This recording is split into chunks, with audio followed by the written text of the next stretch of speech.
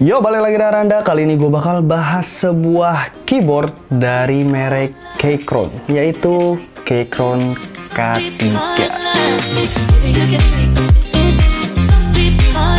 Keyboard ini sebenarnya punya temen gue yang dipinjemin ke gue untuk direview.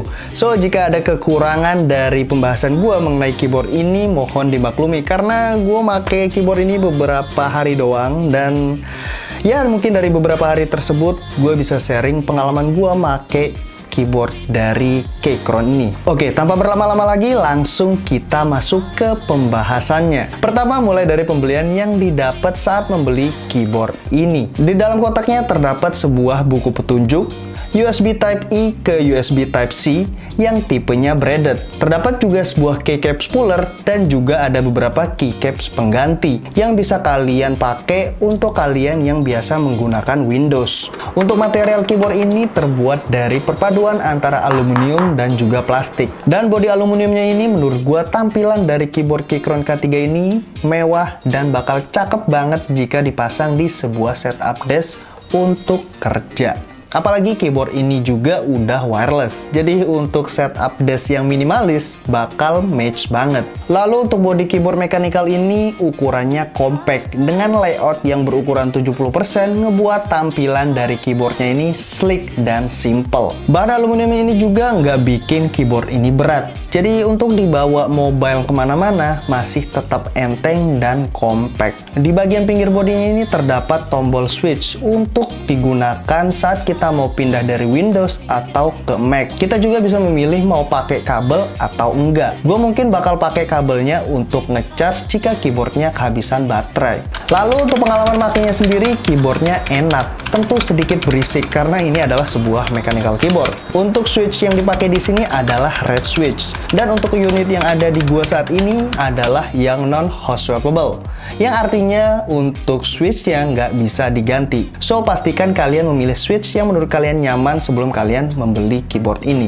Keyboard ini juga udah punya backlit dan warnanya hanya satu aja. Sebenarnya ada yang versi RGB-nya, tapi dengan harga yang sedikit lebih mahal dibanding varian yang ada di gua saat ini. Karena di varian yang gue pegang saat ini adalah varian yang paling murah, yang di harga 1 jutaan. Untuk customisasi backlit-nya bisa diganti dengan menekan tombol berlogo lampu di pojok kanan atas dari keyboardnya. Kemudian untuk suara ngetiknya, keyboard ini bisa kalian nilai sendiri di video ini. Nggak berisik banget seperti model Blue Switch, tapi tetap nyaman yang memberikan feeling ngetik yang khas dari sebuah mechanical keyboard. Selama makaian, gue seneng dengan feeling ngetiknya untuk ngetik sebuah script atau mengerjakan sebuah tugas. Keyboard ini juga mendukung untuk kerjaan yang multitasking.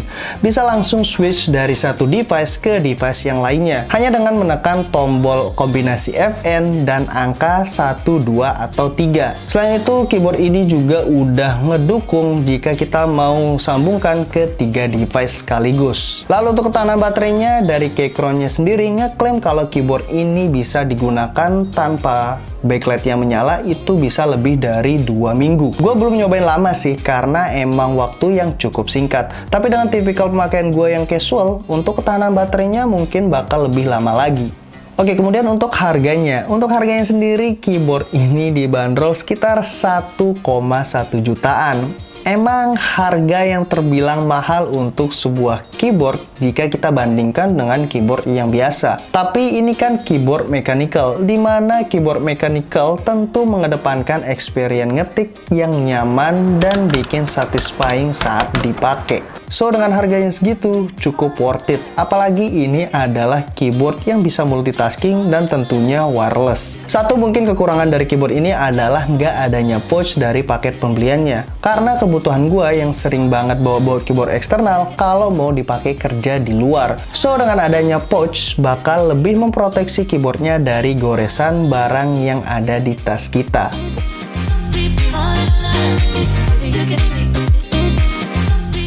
So, mungkin itu aja pembahasan gue mengenai keyboard mechanical dari Keychron K3 ini. Semoga bisa menjadi referensi kalian yang lagi mau nyari keyboard.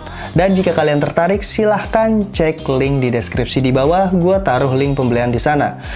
Oke, mungkin segitu aja. Gue Randa. Terima kasih.